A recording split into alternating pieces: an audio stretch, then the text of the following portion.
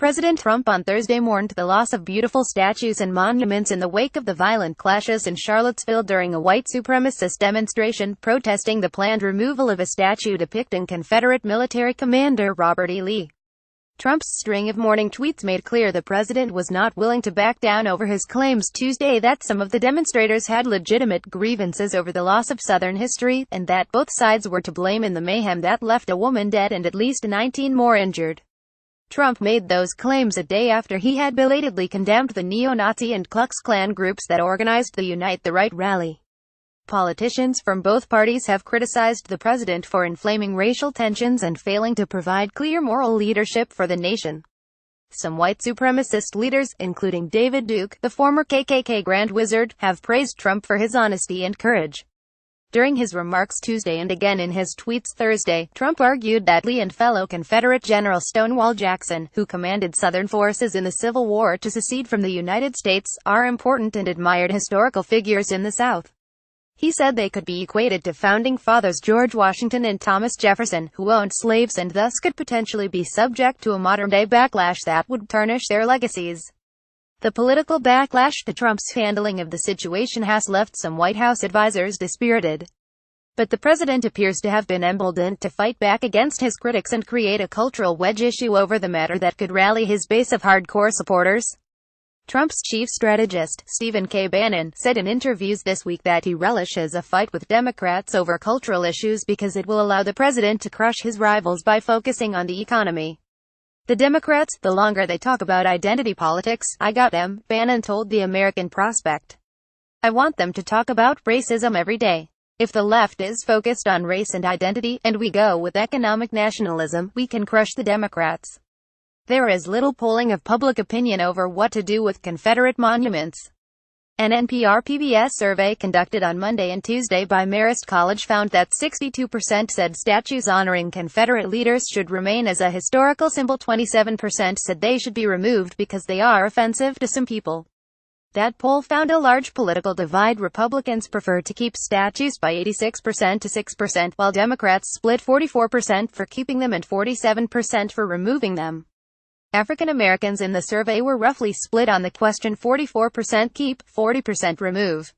Sen. Cory Booker D.N.J. announced late Wednesday that he intends to introduce legislation after Congress reconvenes next month calling for the removal of at least a dozen statues of Confederate soldiers and politicians located inside the U.S. Capitol. The move follows similar action by many city officials around the country who are considering removal of Confederate statues and other memorials in an effort to avoid the kind of unrest that occurred in Charlottesville as alt-right and white nationalist groups across the country vow to stage more rallies. Booker made the announcement on Twitter, writing, "This is just one step. We have much work to do." House Minority Leader Nancy Pelosi issued a statement calling on Speaker Paul Ryan RWIs to join Democrats in efforts to remove Confederate statues from the halls of the Capitol. Those statues are generally selected by individual states to represent them. The statues in the Capitol should embody our highest ideals as Americans, expressing who we are and who we aspire to be as a nation, Pelosi said. The Confederate statues in the halls of Congress have always been reprehensible.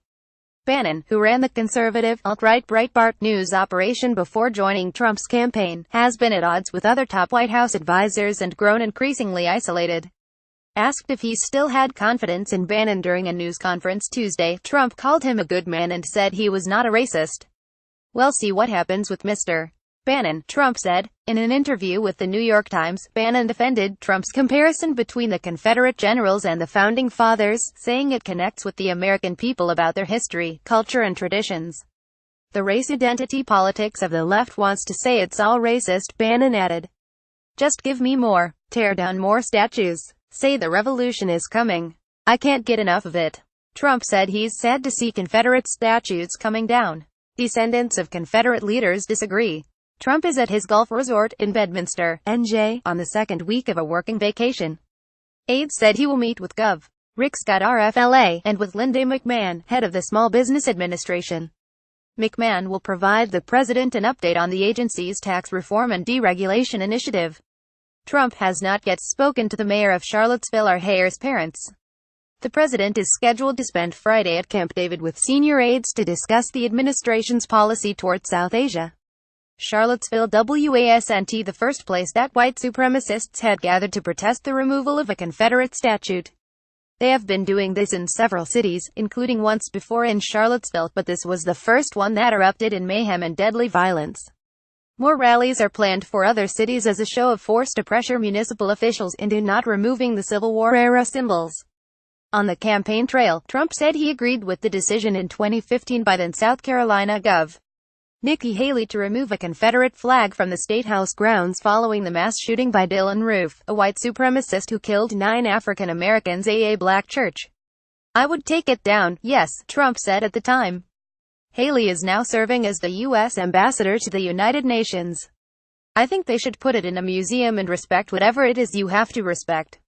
But Confederate flags increasingly appeared at Trump's rallies and were often sold by unaffiliated vendors outside his rally venues. On Saturday, in his first response to the Charlottesville violence, Trump blamed the actions coming from many sides and added, "We must love each other, respect each other and cherish our history and our future together."